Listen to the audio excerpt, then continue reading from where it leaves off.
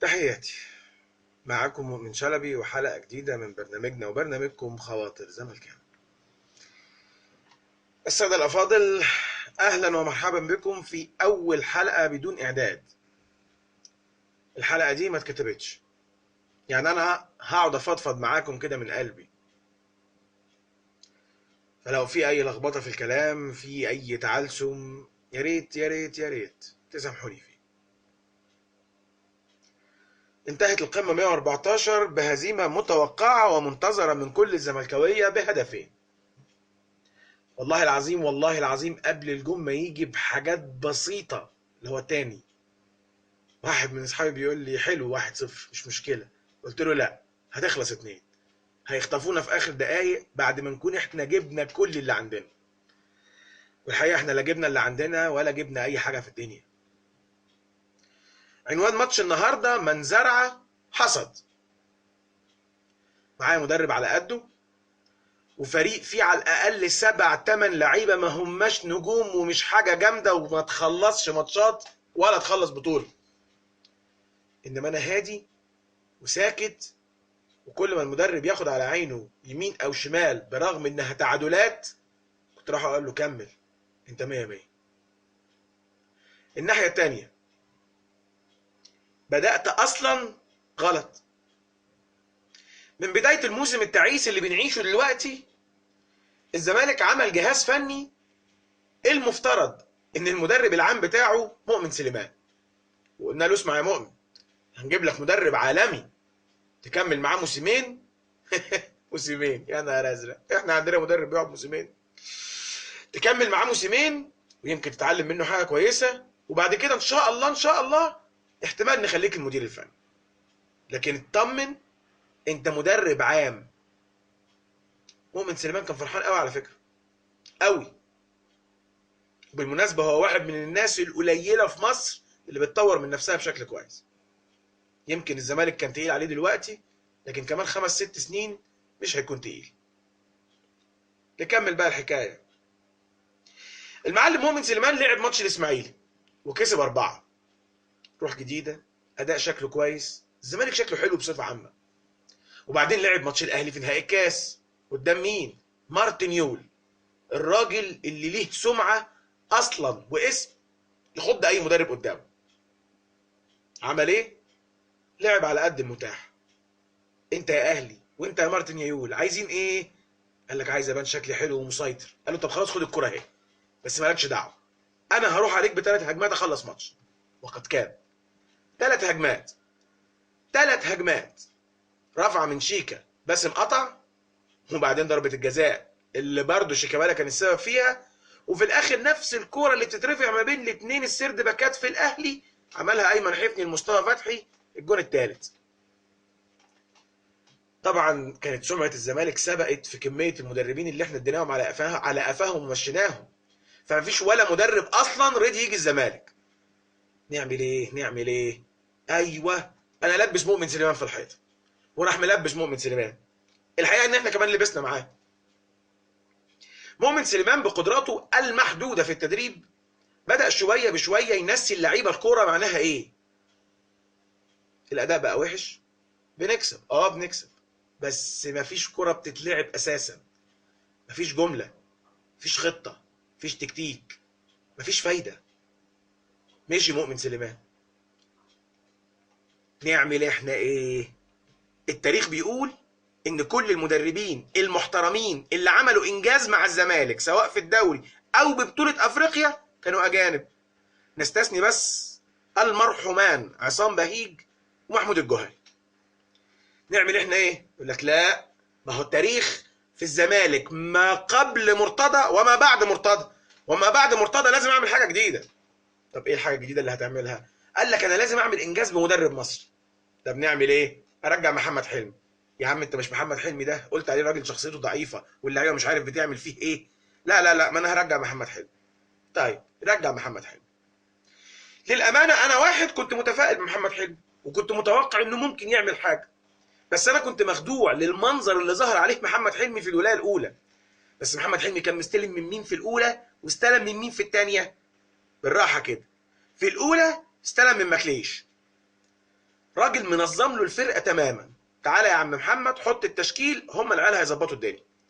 انما في الثانيه استلم اصلا فرقه فرطه من بعضيها، ما فيهاش حد بيباصي لحد صح. بدأ مستوى الفرقه ينهار تماما تكتيكيا وبدنيا، مفيش لعيب عارف يجري، والكارثه الاكبر في ان مفيش لعيب عارف يباصي باصه صح. خلاص مشي محمد حلمي. وبعدين عشان اسكت الناس اللي قالت حرام ولازم نستمر بمدرب موسم كامل، اروح مطلع الاثنين الكباتن شيكابالا وابراهيم صلاح يطلعوا يقولوا الناس احنا ما كناش بنتدرب، اصل الفرقه كانت متنيله ب 60 نيله لمده شهر. ولما هي الفرقه ما كانتش بتتدرب لمده شهر، انتوا كنتوا فين يا كباتن؟ فين وفين في مدير كوره؟ فين والمفروض ان مدير الكوره ده يوصل الكلام لمجلس الاداره؟ مش موجودين. هما بعد الراجل ما مشي خدوا الضوء الاخضر انهم يطلعوا يقولوا الكلام ده. كلام خطير اللي انا بقوله، صح؟ ماشي حلمي، وبعدين طلع علينا رئيس الجمعيه العموميه يقول لك ايه بقى؟ اصل اللعيب المصري ما بيخافش غير من المدرب الاجنبي. عظيم، يبقى هنجيب مدرب اجنبي. اسامي وتصريحات ومدربين وسيفيهات بتتعرض، وفي الاخر جبنا ايناسيو.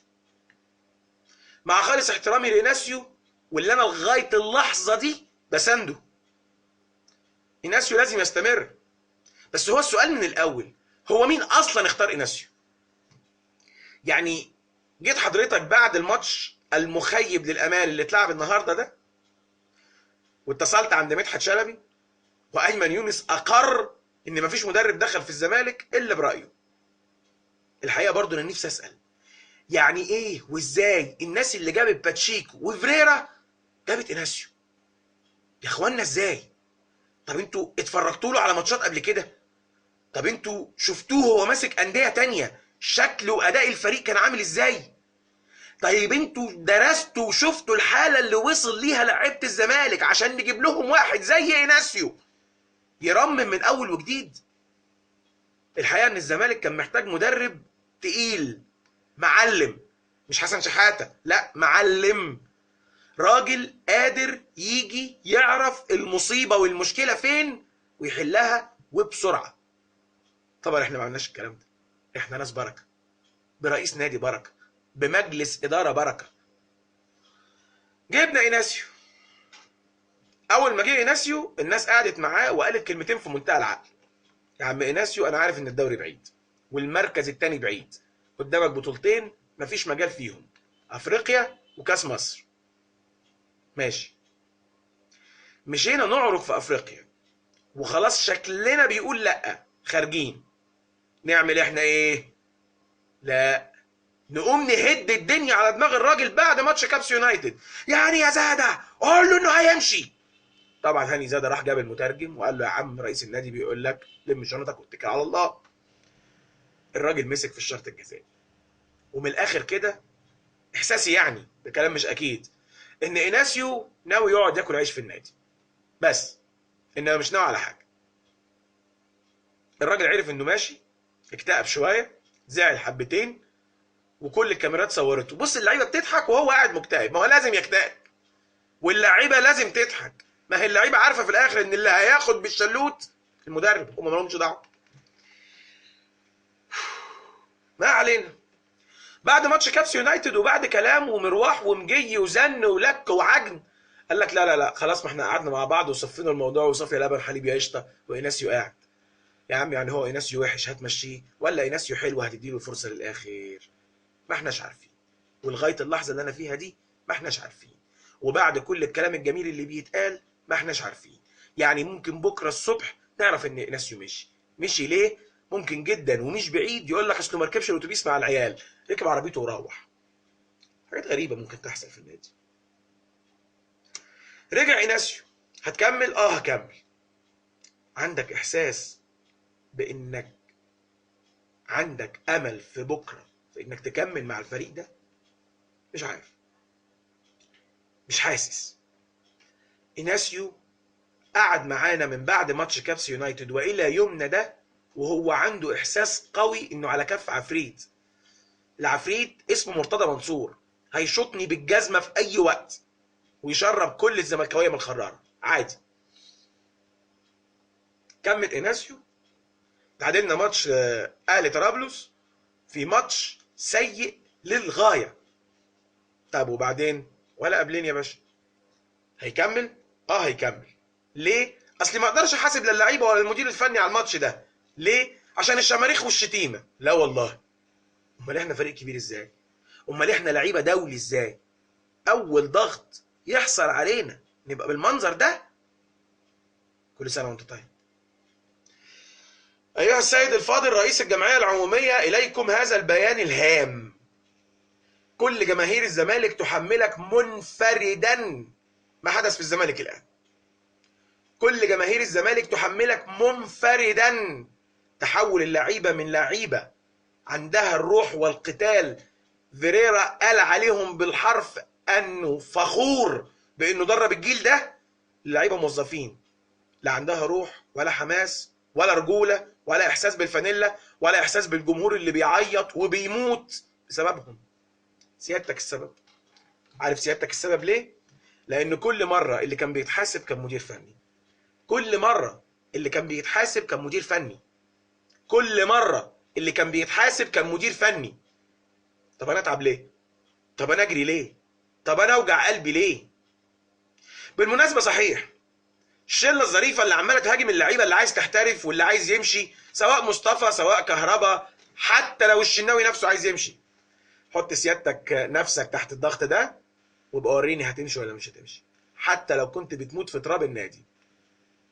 الزمالك بينهار تحت قياده فاشله لمجلس اداره فاشل، تحت عقليه شخص واحد بس لا يطلق عليه الا الجعجاع.